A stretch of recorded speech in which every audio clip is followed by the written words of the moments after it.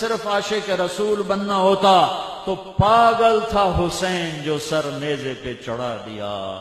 دیوانی تھی گانے سے صرف عاشق رسول بننا ہوتا تو پاگل تھا حسین جو سر نیزے پہ چڑھا دیا۔ دیوانی تھی آل رسول، دیوانے تھے، انہوں نے ویاڑی والوں سے سیکھا ہی نہ کہ دو چار نعرے لگاؤ اور بس عاشق رسول بن جاؤ۔ اے ہے بڑے کملے نکلے اہل بیت، انہوں نے ویاڑی والوں سے سبق ہی نہ سیکھا کہ دو چار نعرے لگا کے دو چار۔ ہم آہ بھی کرتے ہیں تو ہو جاتے ہیں بدنام، ہم آہ بھی کرتے ہیں تو ہو جاتے ہیں بدنام، یہ قتل بھی کر دیں تو چرچا نہیں ہوتا۔ آپ نے ابھی کلپ میں سنا ان کے کہ پاگل تھا حسین، معاذ اللہ کتنا بھوندا یہ ان کا لفظ، ان کا الفاظ ہے کہ کہہ رہے ہیں کہ پاگل تھا حسین جو اپنے بچوں کو کٹوا دیا، اپنے گھر والوں کو کٹوا دیا۔ اور یہ امام علی مقام کی شان میں شریح گستاخی ہے، اتنی بڑی گستاخی ہے۔ اور انہوں نے ایک اپنے کلپ کے اندر کہا تھا، ایک واقعہ بیان کرتے ہوئے امام علی مقام امام حسین کے تعلق سے، کہ امام حسین بچپن میں دوڑتے ہوئے آئے اور یوں سرکار کے پیٹ پر چڑھ گئے اور پیشاب کی دھار ماری۔ یہ انہوں نے جو ہے اس وقت بھی گستاخی کی تھی، اور ہمارے علماء کرام نے اس وقت بھی ان کی گرفت کی تھی، لیکن پھر بھی اپنی حرکتوں سے باز نہیں آئے۔ اب یہ کہہ رہے ہیں کہ پاگل تھا حسین، مجنوں تھا حسین، دیوانہ تھا حسین، کہ دو چار نعرے لگانے سے کوئی عاشق رسول نہیں بنتا۔ جبکہ پتہ چلے تو پھر جنگوں کے اندر صحابہ کرام نعرے لگایا کرتے تھے۔ آپ بخوبی جانتے ہیں کہ نعرہ ایک جسم کے اندر بیداری پیدا کرتا ہے، جسم کے اندر ایک حرکت پیدا کیا کرتا ہے نعرہ۔ کوئی نعرے تکبیر لگاتا ہے تو پھر دل مچل جاتا ہے، ایک دم خون کے اندر جوش پیدا ہو جاتا ہے۔ اور یہ کہتے ہیں کہ نعرہ لگانے سے کچھ نہیں ہوتا۔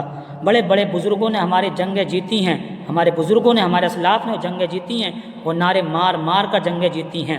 سرکار نے خود مولا علی کھڑے کر کے نعرہ لگوایا تھا، آپ بخوبی جانتی ہیں۔ جنگ بدر کے اندر جب ابو جہل نے نعرہ لگایا تھا کہ ہمارے پاس لات ہے، منات ہے، عزا ہے، حبل ہے، تو سرکار نے فرمایا تھا کہ مولا علی تم بھی کھڑے ہو جاؤ چوٹی پر، پہاڑ کی نعرے لگاؤ، اللہ مولانا ولا مولا لکم، کہ ہمارے پاس مولا ہے، تمہارے پاس مولا کوئی نہیں ہے۔ تو پھر یہ نعرہ لگایا تھا نہیں لگایا تھا؟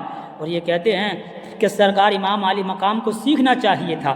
اب ان کے گھر سیکھنے کے لیے آتے امام علی مقام، ان کے بچے ان کے گھر سیکھنے کے لیے آتے۔ یہ اتنے تعلیم یافتہ لوگ ہیں کہ یہ جو ہے اب اہل بیت اطہار کو سمجھائیں گے، انہیں پڑھائیں گے معاذ اللہ۔ ان کی بات کے مطابق میں یہ بات کہہ رہا ہوں کہ کیونکہ اگر نا ابھی آپ نے سنا ہے کلپ کہ جو ہے امام حسین کو سیکھنا چاہیے تھا، اپنے بچوں کو لے گئے کٹوانے کے لیے، اپنے بچوں کو جو ہے برباد کرا دیا معاذ اللہ، اور دین اسلام کی خاطر انہوں نے اپنی جان کی بازی لگا دی ہے۔ یہ آج جو مسند پر حضرت آپ کھڑے ہیں نا، یہ امام علی مقام کا صدقہ ہے۔ جو آج آپ کے منہ سے یہ لفظ نکل رہے ہیں نا، یہ امام علی مقام کا صدقہ ہے۔ ہر گھر میں یزیدی آج نظر آتا، اور یہ وہی لوگ ہیں کہ جن کے خواب میں کبھی کبھی یزید بھی آ جا۔ ہاں، ایک کلپ پیچھے وائرل ہوا تھا ابھی، ان کے ہی جماعت کے ایک بزرگ کا، ایک بڑے بوڑھے آدمی تھے، میں نے دیکھا تھا کلپ، تو وہ کہہ رہے تھے کہ یزید میرے خواب میں آیا اور میں نے پوچھا کہ تم نے امام علی مقام کو شہید کرایا؟ تو واللہ اللہ کی قسم میں نے شہید نہیں کرایا۔ یہ وہی لوگ ہیں جو موقع پا کر کے رضی اللہ عنہ بھی کہتے ہیں یزید کو، یہ وہی لوگ ہیں، یہ وہی کہہ رہے ہیں۔ بتائیے صدقہ انہی کا کھاتے ہیں کہ ہمارا تو ایمان کہتا ہے کہ چکی سیدہ کی آج بھی چل رہی ہے، چکی سیدہ کی آج بھی چل رہی ہے، صدقہ زمانہ ان کا کھا رہا ہے۔ میرے امام تو یوں فرماتے ہیں، کیا بات رضا اس چمنستان کرم کی، زہراں ہے کلی جس میں حسین اور حسن پھول۔ پیارے آقا صلی اللہ تعالیٰ علیہ وسلم سے پوچھا گیا، یا رسول اللہ آپ سب سے زیادہ کس سے محبت رکھتے ہیں؟ تو میرے آقا نے ارشاد فرمایا کہ مجھے سب سے زیادہ محبت جو ہے وہ فاطمہ الزہرا سے ہے، مولا علی مشکل کشا سے ہے، اور امام حسن اور حسین سے ہے۔ اور یہی میرے آقا نے فرمایا تھا کہ جو ان سے ناراض ہوتا ہے، جو ان سے دشمنی رکھتا ہے، تو پھر اللہ تبارک و تعالیٰ بھی ان سے دشمنی رکھتا ہے۔ ان کی شان میں تو قرآن کی آیتیں کریمہ موجود ہیں، قُلْ لَا أَسْأَلُكُمْ عَلَيْهِ أَجْرًا إِلَّا الْمَوَدَّةَ فِي الْقُرْبَى، کہ اس کا کیا جواب دیں گے؟ انما یرید اللہ لیذھب عنکم الرجس اہل البیت ویطہرکم تطہیرا۔ ان کی شان میں قرآن کریم کی بے شمار آیتیں کریمہ موجود ہیں، حدیث کے اندر، مستدرک الحاکم کے اندر، اور جامع الصغیر کے اندر، ترمذی شریف کے اندر، اور خصائص کبریٰ کے اندر، دلائل مدارج النبوہ کے اندر، اور بہت ساری کتب کے اندر ان کی شانیں موجود ہیں، لیکن وہ انہیں نظر نہیں آتی ہیں۔ بس انہیں جو ہے یہی نقص نکالنے ہیں۔